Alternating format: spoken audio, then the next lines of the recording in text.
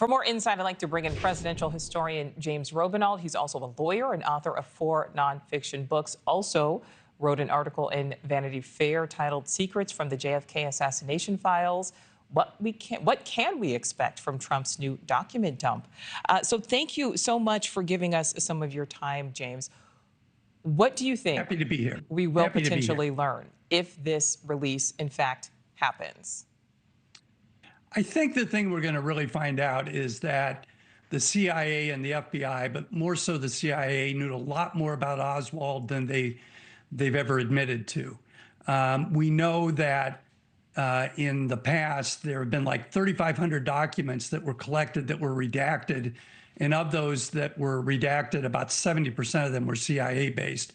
Now we're hearing that it's going to be 80,000.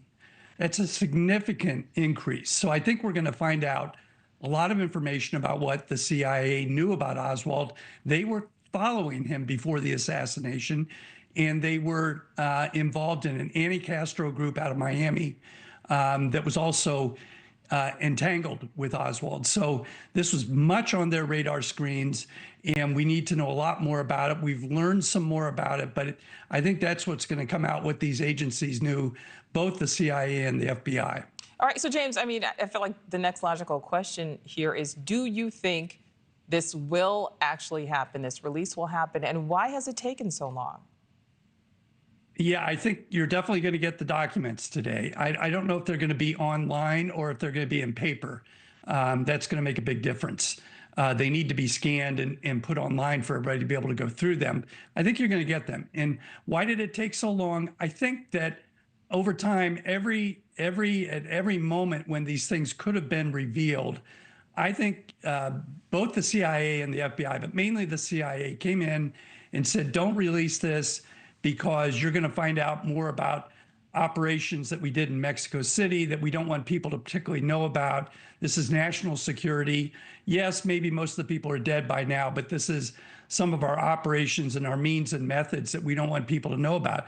So I think they convinced both Biden and Trump to withhold some of this stuff. And I think finally, with Trump's executive order, enough was enough, and it's time to see all of these things 60 years later. Well, I want to zero in on what you just said there, James, because, as you know, the president made the same pledge during his first term in office, but he did ultimately keep some documents under wraps.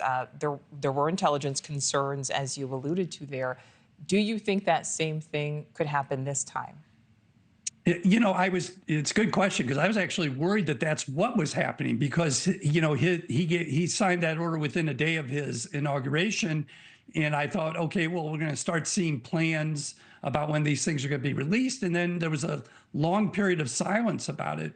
So I was worried about that same thing. But I think that the fact that Tulsi Gabbard is the one who's going to be releasing these, that she has been, she's in charge of the group that's in charge of the CIA. And so I think they finally broke through all of that. I do think it makes a difference that Robert Kennedy Jr. is in the administration. I think that was a pledge that Trump was making on his behalf in particular. So I think a lot of things have changed since the first administration.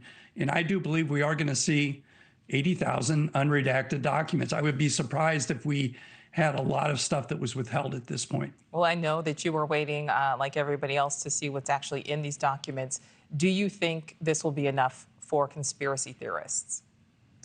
It's never going to be enough for conspiracy theorists. I think I was on your show talking about Paul Landis, the Secret Service agent who found the bullet in the limousine, and did a book about it 2 years ago.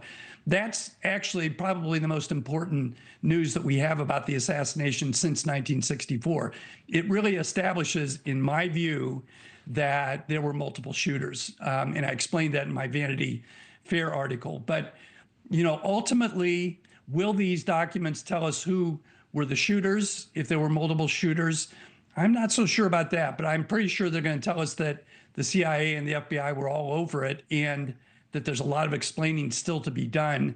It's one of the deepest mysteries of American history, and hopefully today we'll find out a lot more. Hopefully that is the case. James Robenalt, thank you so much for your time. Thanks for watching. Go to joinnn.com to find NewsNation on your screen. And don't forget to click the red subscribe button below to get more of NewsNation's fact-driven, unbiased coverage.